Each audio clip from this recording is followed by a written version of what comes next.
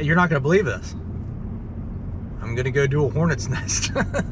It's 10 o'clock in the morning. This is actually my second appointment for the day. My first one actually took about an hour and a half to do, which is not really common. But this lady, she calls me. She lives on a horse farm. She's got this big old property. The European Hornets are inside the horse stall. She has a concern that the horses are going to get stung.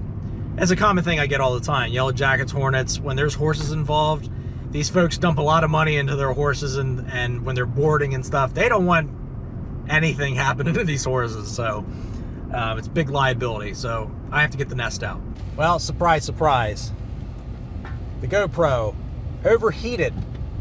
I was only recording for like less than 5 minutes and it overheated in my truck with the AC on. These things suck. They suck. I'm sorry if that hurts your feelings, but I mean, it's so hot I can barely hold it. It's too much, everybody. I like the European Hornets. They're kind of my favorite removals to do. I like opening up a wall cavity, or in this case opening up a horse stall wall cavity, and it's like Christmas. You just don't know what you're gonna find in there, you know. It's like ho ho ho, merry hornets, you know what I mean? All right, so we have a European hornet colony nesting inside of this horse stall. So, I mean, that's the main part of the envelope, but I don't know specifically where the nest is because they're putting envelope in all these board slats. So I'm not sure if they're in this wall or that wall, but I'm thinking it's that wall.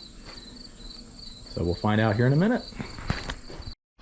So because I'm out here in the middle of nowhere, as you can see, it's a nice big open property. I do have to use my generator, and I got 2 backs going, but I'm not sure if I'll be using both of them or not. But I'll probably just have the one. So luckily I always have everything on the truck. So let's get to it.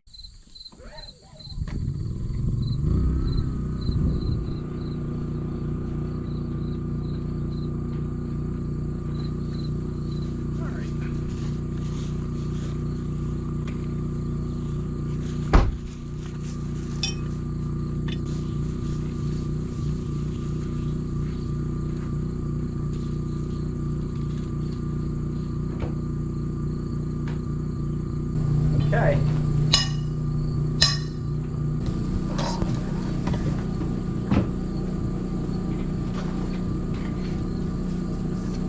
A lot of what I see on the outside here are males.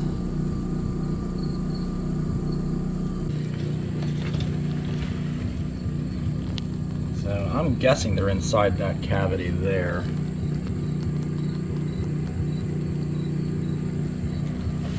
There's quite a few males on the outside here too, so doesn't appear to be anything in this structure. I think you just put random envelope around for some reason. So let's start vacuuming them up.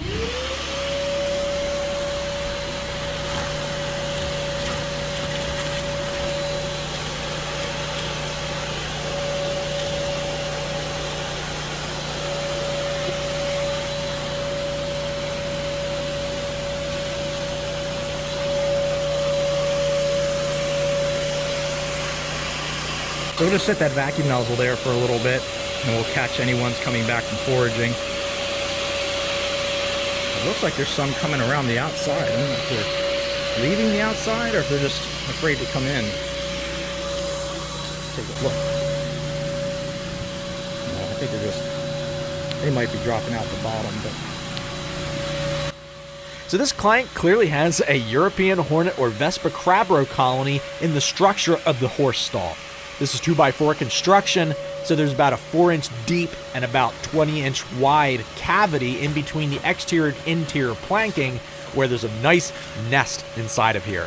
So the name of the game for me at this point is to disturb the colony. I'm trying to stir up the individuals to get them to come out of the nest and get vacuumed up.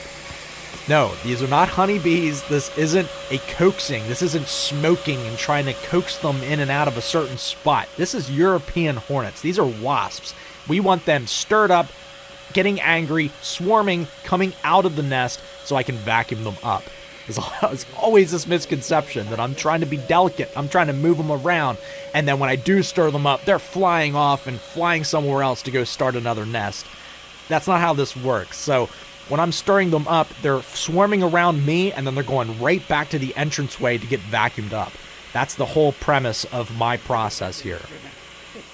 So you'll see, when I start vacuuming up the entranceway and I'm starting to mess with some of the envelope, ones are coming out, and that's definitely what I want, but they're not coming out in the big numbers that I know they could be if it really got disturbed.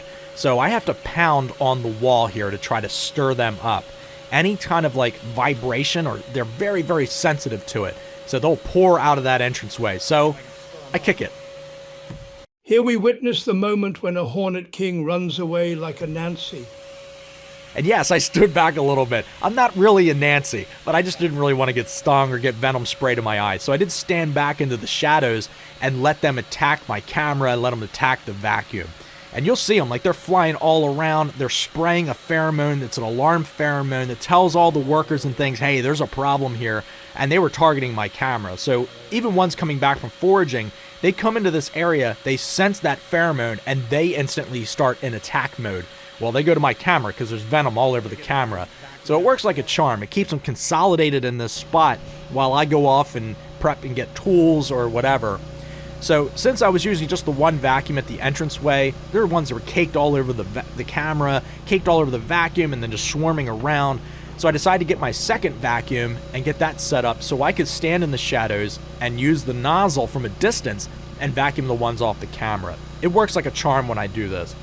So it is great to use a second vacuum. It's not always necessary for every single nest that I do. And even though I've been doing this for quite a while and I own the business and things, I still get commenters that say, you need a second vacuum. And it's like, well, why not a third? Why not a fifth? You know, when does it stop? Like, when do you say, hey, it's enough vacuums that you have for what you're doing? So in most cases, it's fine just using one vacuum. But then there's special instances like this where it does benefit to have a second vacuum running. So yeah, so having a second vacuum does put a little extra load on my generator inverter, but it still handles it, and there's still plenty of power for these vacuums. Which brings me to another point, is that's another thing that I get in the comments, that these vacuums aren't powerful enough. Like, I think people expect me to like turn on the vacuum or a vacuum that I'm using for this process, and like the entire wall structure just gets sucked up into the vacuum. That's not what I'm trying to do. I'm trying to vacuum up just the workers, the ones that are airborne. If you notice on a wasp's feet, yes, yellow jackets and hornets are a type of wasp. What their feet are hooked, and it's almost like Velcro on surfaces, especially rough surfaces like your envelope or on the wall structures. They can kind of grip it. So if you take a vacuum nozzle, even a super powerful vacuum, and you put it near a wasp that's standing or latched onto a surface, it's really hard to suck them off of that. So I'm not trying to get the ones that are stationary, that are crawling on something. I'm trying to get the ones that are airborne, because they're the ones that are easier for me to suck up. And that's another reason why that the vacuum nozzle is sitting perpendicular to the entranceway.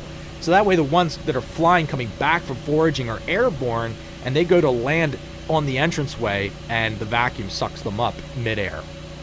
So that's my process in a nutshell.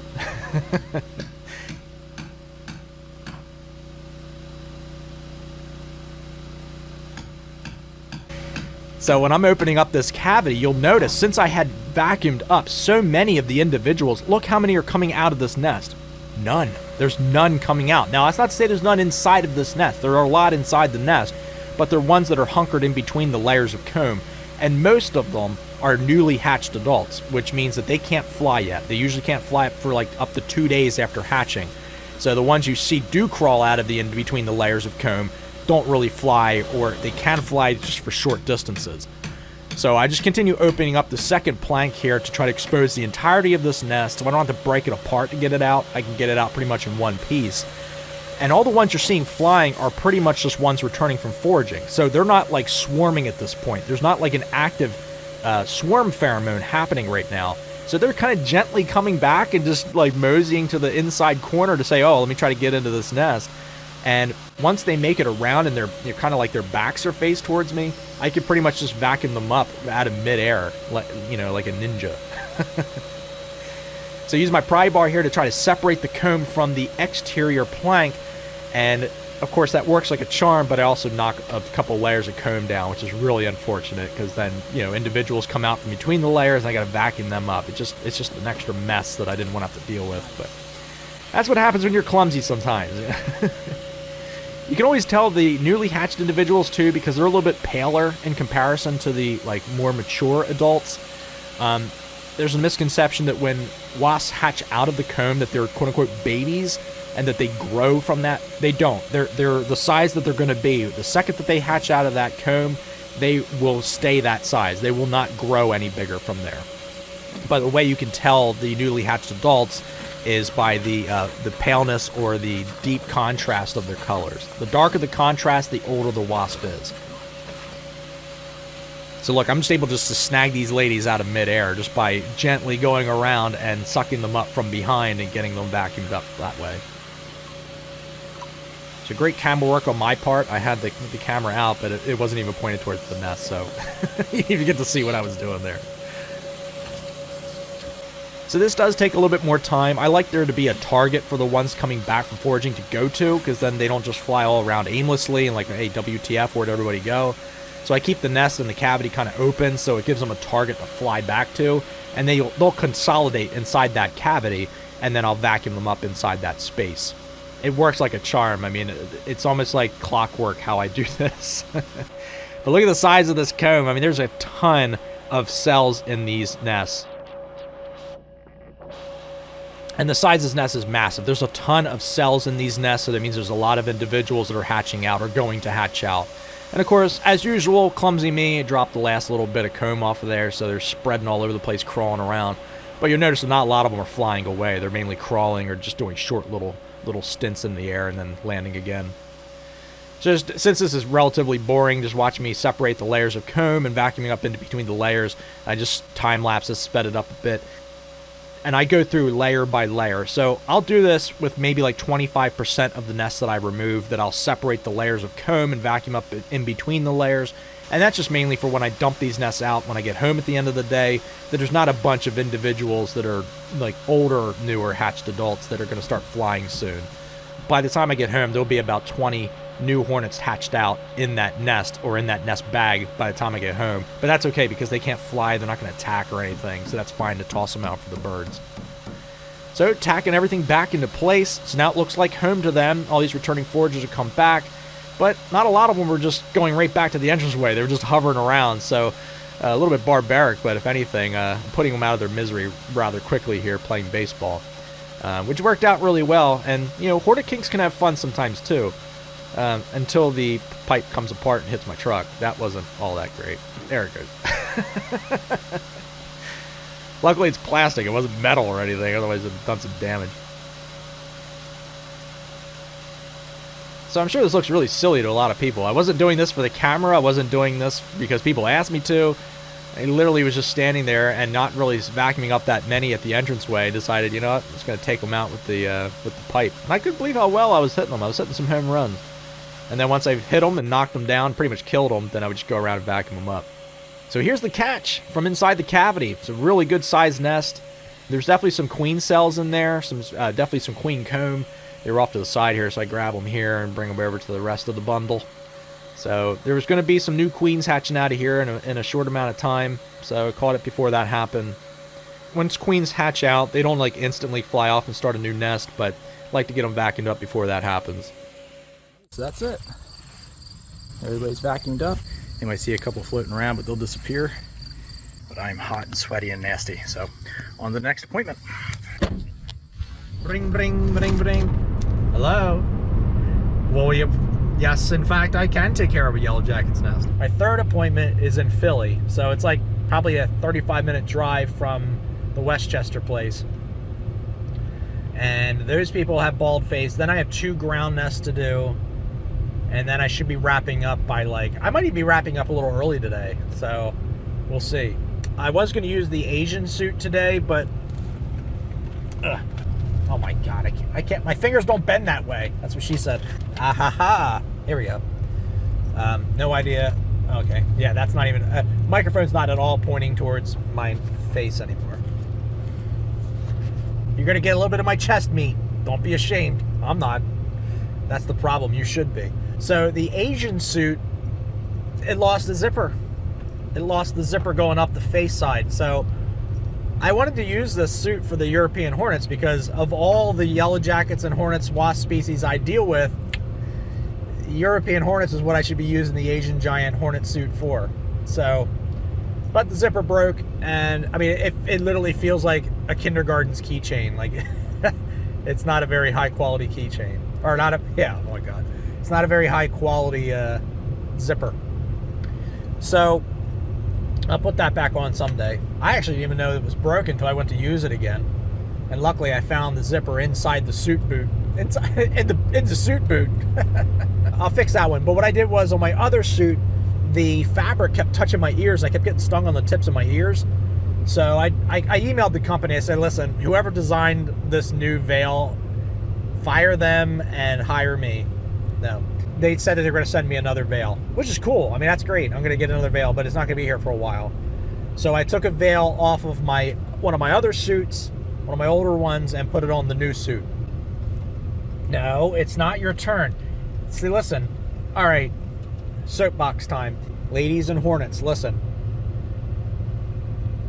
If there's two people coming to a four-way stop, okay, the first person to get to the stop sign goes first. If you pull up to the stop sign 5 seconds before somebody else and you go, you go first, you're the problem. That drives me nuts. You don't need to be friendly and be nice and wave me on first. You don't need to stop at the stop sign, watch for me to stop and watch me stop, and then wave me on like I'm the idiot, like I'm not going fast enough. Like, I'm stopping at the stop sign looking both ways. I don't care. You know what I'm saying? Even here, look, I'm at a stoplight, green light go, Kylie. Green light go. Kylie! Rant over.